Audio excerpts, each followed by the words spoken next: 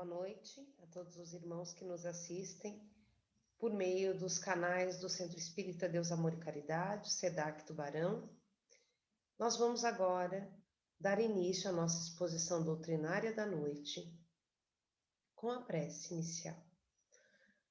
Fechando os nossos olhos, elevando os pensamentos a Deus e a Jesus, nós agradecemos, Senhor, pela abençoada oportunidade de conhecermos o Teu Evangelho, conhecer essa doutrina que nos aclara os caminhos, que nos ilumina, que nos esclarece e consola. Peçamos nesse momento por todos os irmãos que sofrem, por todos aqueles encarnados ou desencarnados que estejam em vibrações de ódio, de rancor, por aqueles que sentem remorso, por aqueles, Senhor, que sentem tristeza, sejam acolhidos e aliviados em seus sofrimentos pelo Teu amor infinito, ó Pai.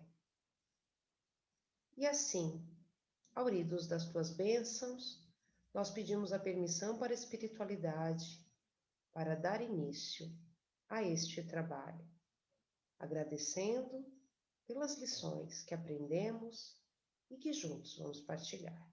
Muito obrigada e que assim seja. Irmãos, o capítulo que nos traz a noite de hoje é integrante da obra Pão Nosso, psicografia de Chico Xavier pelo Espírito Emmanuel. É o capítulo 140, denominado Saibamos Lembrar. Esse capítulo vai trazer para nós uma lição muito importante, a de que para evoluirmos, para estarmos na paz que a evolução espiritual nos reserva, a paz que vem do bem, do amor, devemos passar antes pelas provações.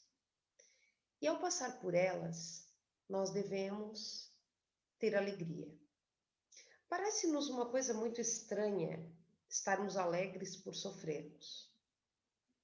Mas quando nós conhecemos a doutrina espírita, quando conhecemos o Evangelho de Jesus, nós sabemos que todo sofrimento tem uma razão de ser. E que esse sofrimento vem, não por acaso, mas por faltas que cometemos em momentos passados da nossa vida enquanto espíritos imortais, pela nossa própria imprudência e imprevidência na vida atual. E se nós avaliarmos, muitas dessas faltas, desses sofrimentos advêm justamente de passos impensados, de escolhas mal feitas. Mas o que significa, então, essa assertiva de Emmanuel, que nós devemos saber lembrar? Lembrar de quê, exatamente? Lembrai-vos das minhas prisões. Ou seja, são as palavras de Paulo na carta a Colossenses, na qual ele fala do que passou no cárcere, do que vivenciou.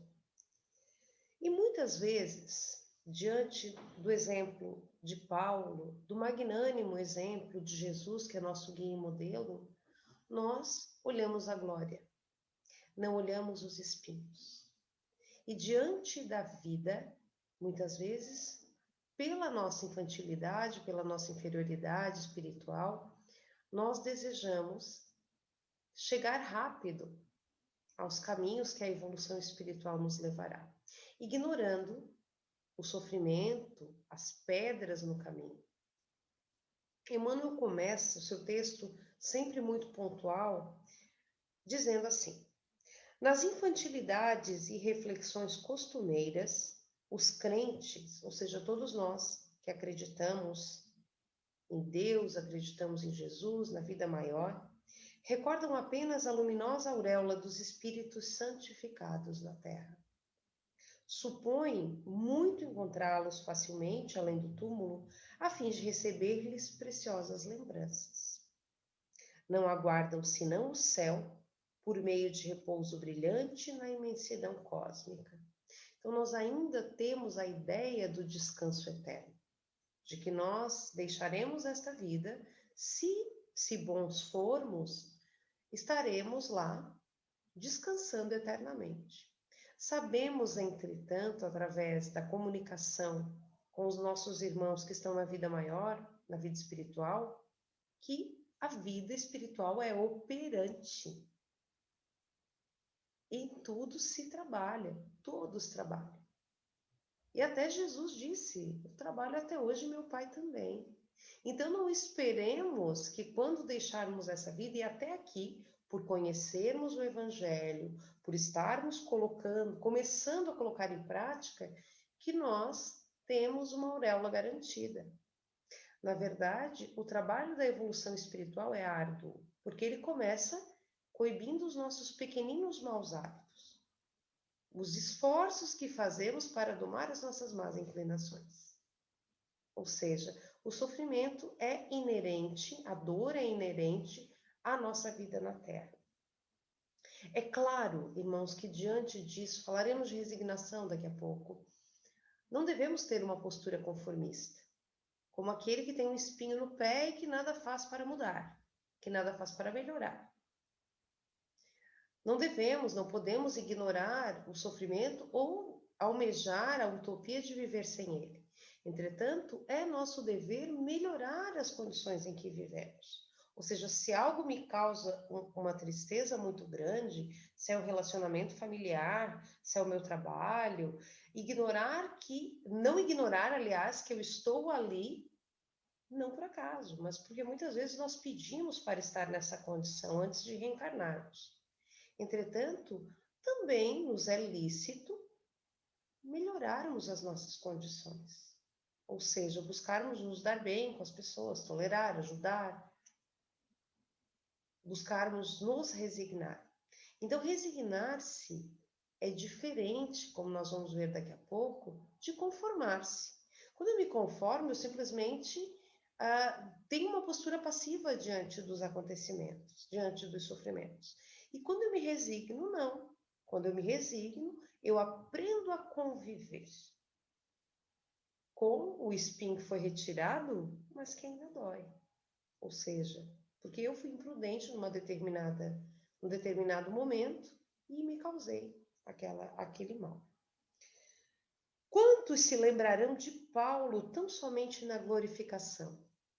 Ou seja, mas para quem leu Paulo e Estevão, pelas lentes do Espírito Emmanuel e psicografado pelo Chico, vê que a vida de Paulo foi de um sofrimento muito grande.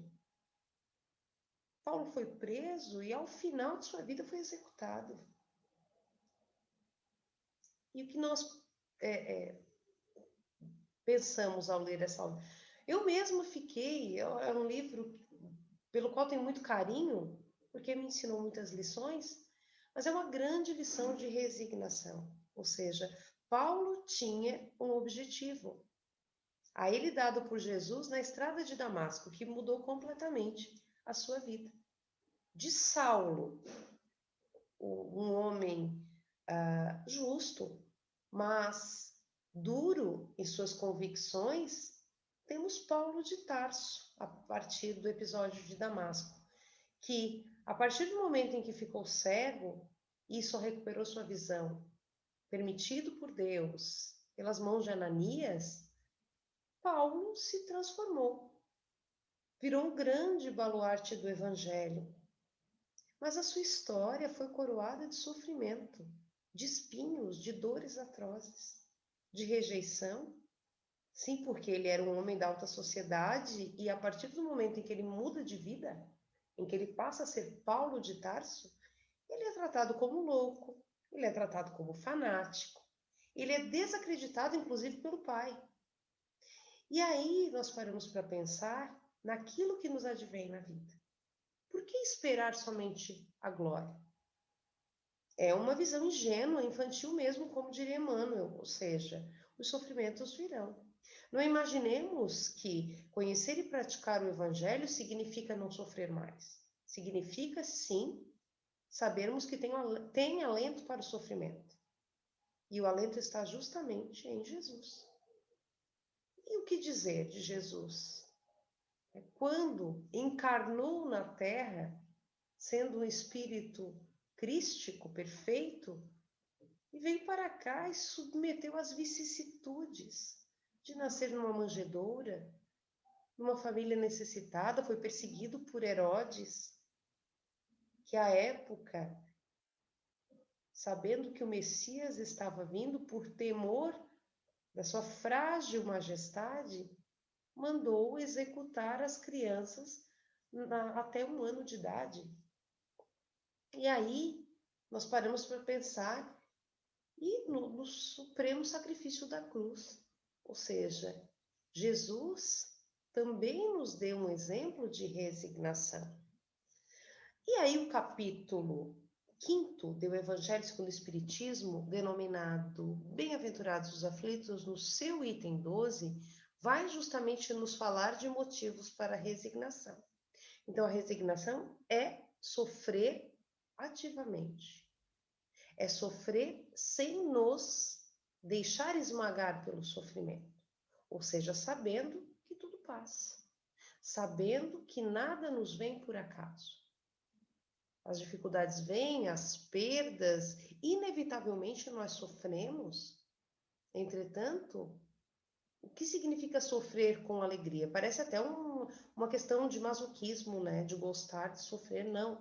Mas se sofrer com alegria, ou bem sofrer, como o próprio Evangelho já vai nos dizer, é justamente isso.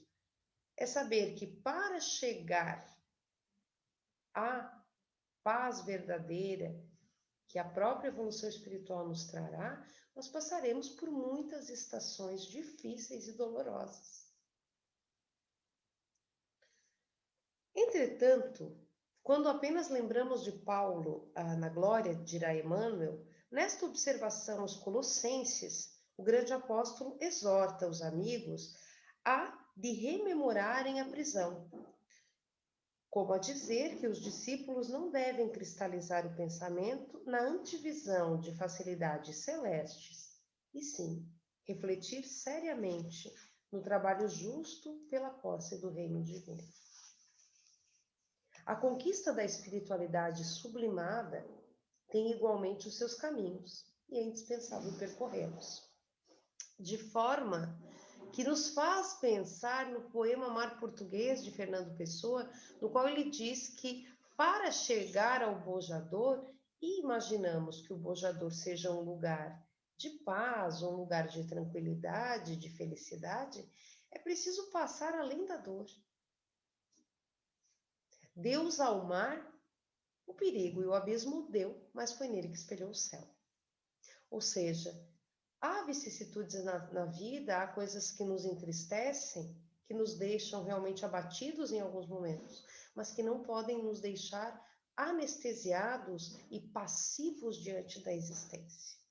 Sim, vamos enfrentar sofrimentos, mas que o nosso sofrer seja um sofrer resignado, pensando que eu tenho a aprender com isso e de que forma eu posso melhorar a minha situação.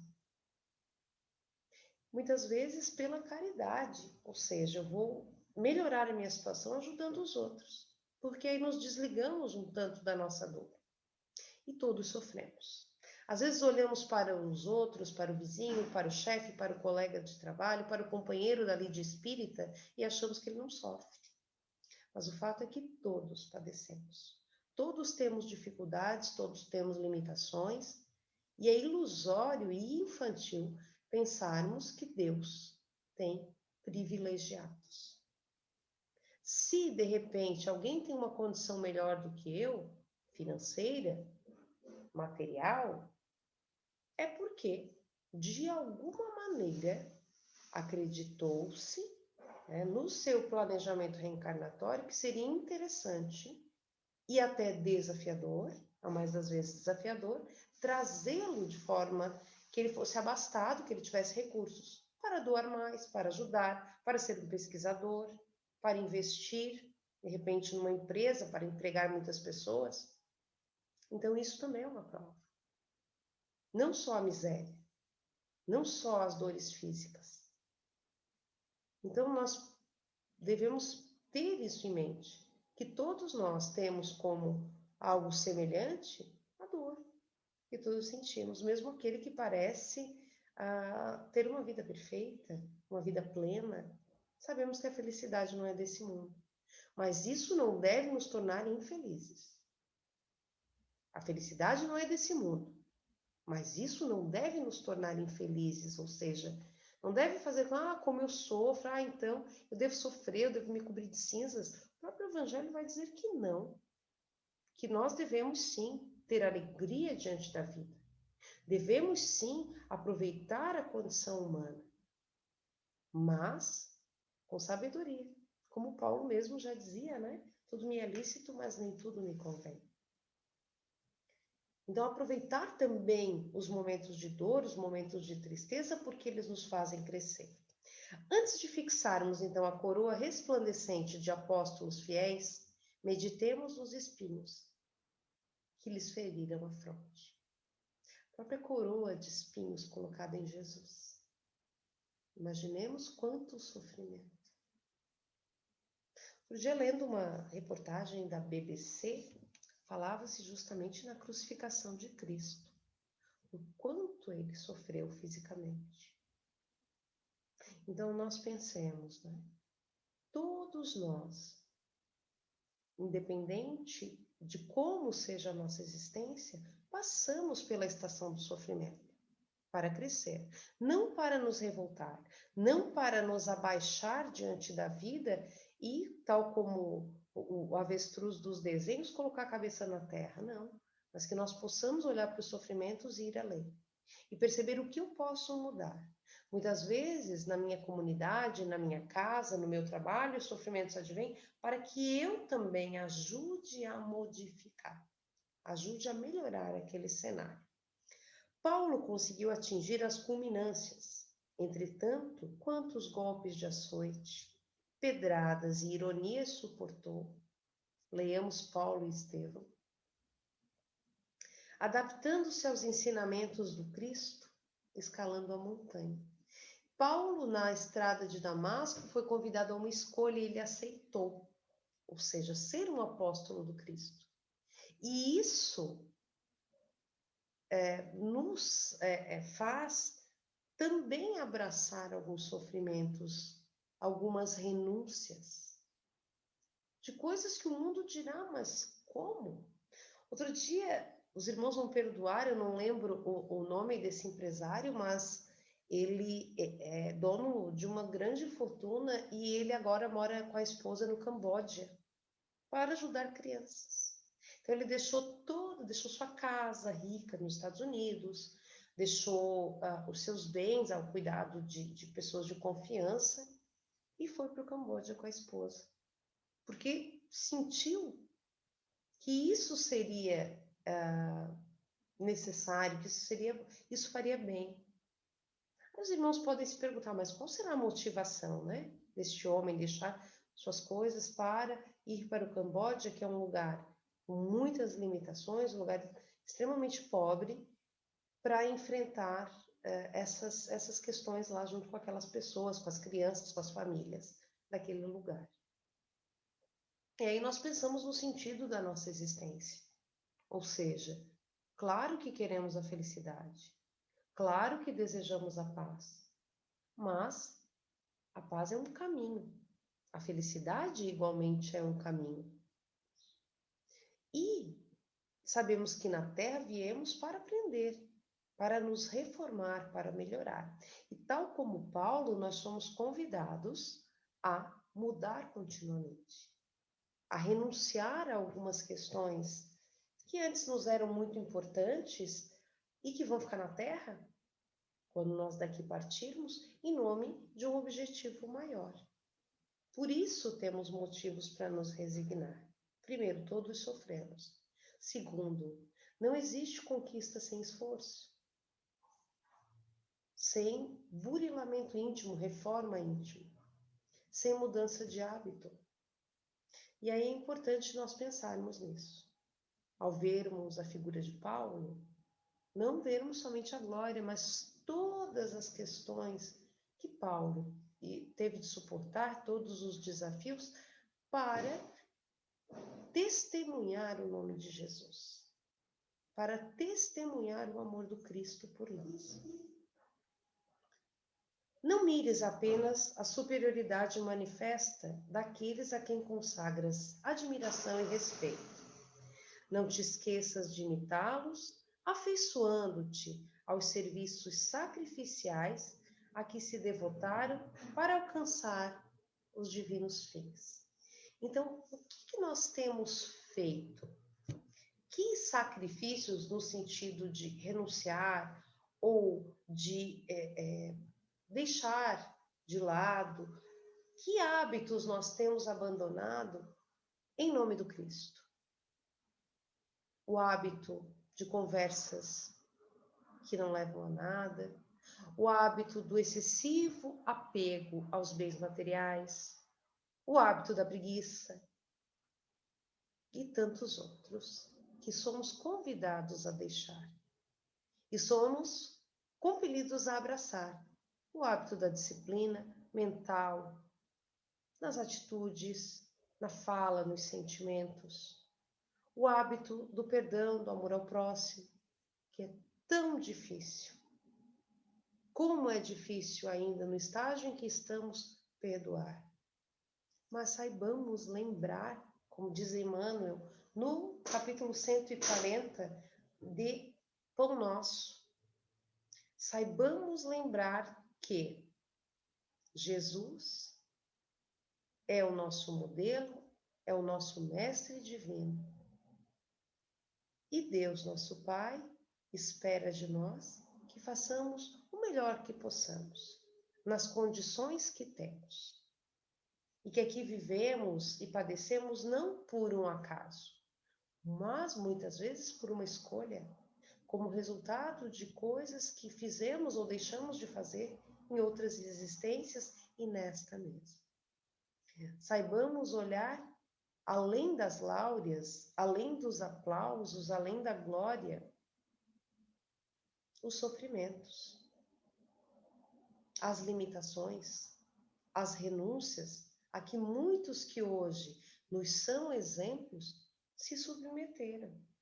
Não para que tenhamos uma vida cinzenta, uma vida sem alegria, mas que a nossa alegria seja advinda de um coração bom, da união com as pessoas que nos rodeiam, de fazer o melhor que possamos, que esteja ao nosso alcance no local em que estejamos.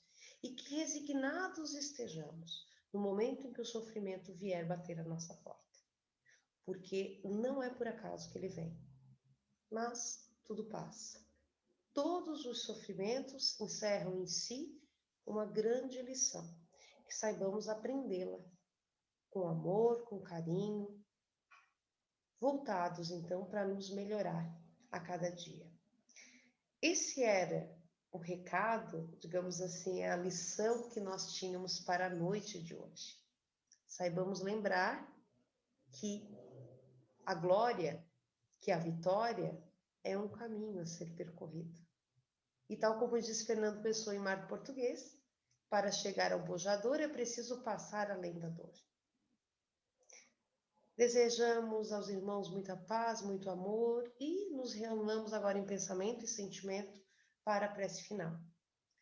Elevando novamente o pensamento a Deus, a Jesus, aos espíritos de luz, rogando bênçãos, a bênção, Senhor, da consciência tranquila, tranquila por fazermos tudo o que nos é possível em nome do bem, da caridade.